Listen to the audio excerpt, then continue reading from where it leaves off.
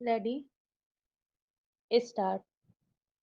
लोक सेवक जो भ्रष्ट आचरण के अभिकथनों का सामना कर रहा है के विरुद्ध न्यायालय के समक्ष प्रथम इत्तिला रिपोर्ट परिवाद दर्ज करने से पूर्व एक सुस्पष्ट रक्षोपाय और प्रक्रिया का उपबंध किया गया है।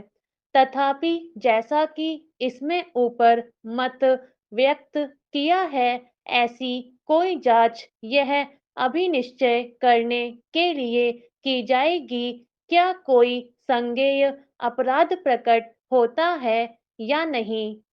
जैसा कि इसमें ऊपर मत व्यक्त किया गया है, प्रथम इत्तिला रिपोर्ट रजिस्ट्रीकृत करने के प्रक्रम पर भी पुलिस अधिकारी को इस बात के लिए संतुष्ट या आश्वस्त होना आवश्यक नहीं है कि कोई संज्ञेय अपराध कारित किया गया है। यदि इत्तिला से किसी संज्ञेय अपराध का कारित होना प्रकट होता है तो पर्याप्त होगा, क्योंकि इत्तिला से सभी आवश्यक साक्ष्य एकत्रित करने की दृष्टि से केवल अन्वेषक तंत्र गतिशील होता है और उसके पश्चात विधि के अनुसार कार्यवाही की जाएगी। अतः आय के अपने ज्ञात स्रोतों के अनुपात में आस्तियों का संचय करने के संबंध में भ्रष्ट आचरण के अभिकथन के मामले में प्रथम इत्तिला रिपोर्ट रजिस्ट्रीकृत करने के पूर्व प्रक्रम पर ऐसी जांच करना स्वयं में अवैध नहीं कहा जा सकता है। तथापि इस न्यायालय को जिस अगले प्रश्न पर विचार करना है वह यह है कि किस सीमा तक ऐसी जांच अनुज्ञेय है और ऐसी जांच की व्यापित और परिधि क्या होगी। उच्च न्यायालय के समक्ष आक्षेपित इत्तिला द्वारा जिसे उच्च न्यायालय के समक्ष आक्षेपित किया गया था और खुली जांच के अनुक्रम में अपीलार्थी को अपना कथन करने के लिए बुलाया गया था और उसने उन बिंदुओं पर अपने साथ जानकारी लाने के लिए कहा गया था जिन्हें उसका कथन अभिलिखित करने के प्रयोजन के लिए इसमें ऊपर निर्दिष्ट किया गया है।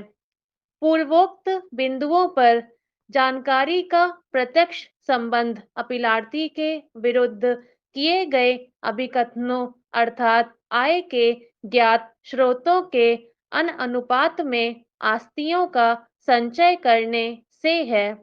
तथापि ऐसी इत्तिला खुला जांच करते समय अपीलार्थी को अपनी आस्तियों और आय के ज्ञात स्रोतों के संबंध में स्पष्टीकरण देने के लिए सुकर बनाने तक निर्बंधित होगी।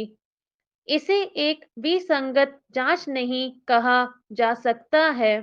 ऐसे कथन को धारा 160 के अधीन किया गया कथन और या दंड प्रक्रिया संहिता के अनुसार अन्वेषण के दौरान लेखबद्ध किया गया कथन नहीं कहा जा सकता है। ऐसे कथन को विचारण के दौरान भी अपीलार्थी के विरुद्ध प्रयुक्त नहीं किया जा सकता है। अपीलार्थी का कथन और विवेकपूर्ण जांच के दौरान प्राप्त हुई ऐसी जानकारी केवल यह समाधान करने के लिए और यह पता लगाने के प्रयोजन के लिए होगी कि क्या भ्रष्टाचार निवारण अधिनियम 1988 की धारा 1 के अधीन अपराध प्रकट होता है या नहीं।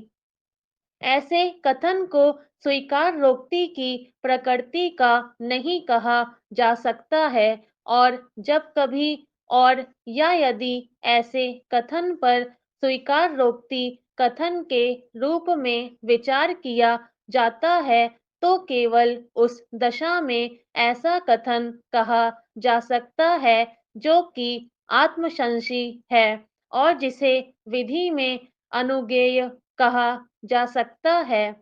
इस प्रकरण पर यह उल्लेख किया जाना आवश्यक है कि प्रस्तुत मामले में चूंकि अपीलार्थी ने उसके द्वारा धारित कुछ संपत्तियों के सुसंगत दस्तावेज प्रस्तुत किए हैं और अपीलार्थी खुली जांच में सम्मिलित हुआ है। भ्रष्टाचार निरोध ब्यूरो की ओर से फाइल किए गए प्रति उत्तर से भी यह प्रतीत होता है कि अपीलार्थी द्वारा दी गई जानकारी के आधार पर विभिन्न प्राधिकारियों बैंकों को और आगे तथा बेहतर विशिष्टियां प्रस्तुत करने की इप्सा प्राप्त करते हुए पत्र जारी किए गए हैं। अपीलार्थी का भागतः कथन पहले ही अभिलिखित किया जा चुका है। तथापि जैसा कि इसमें ऊपर मत व्यक्त किया गया है, ऐसा कथन केवल यह अभिनिश्चय करने तक निर्बंधित होगी कि कोई संज्ञेय अपराध प्रकट होता है या नहीं। ऐसे कथन को स्वीकारोक्ति कथन नहीं कहा जा सकता है।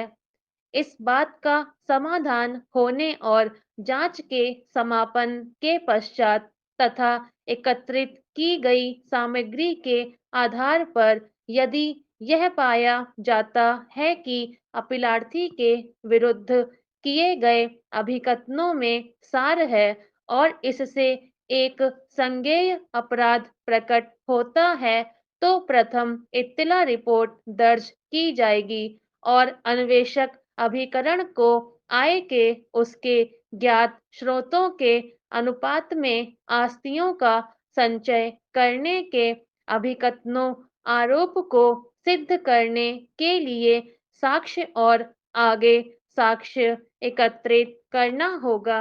स्टॉप।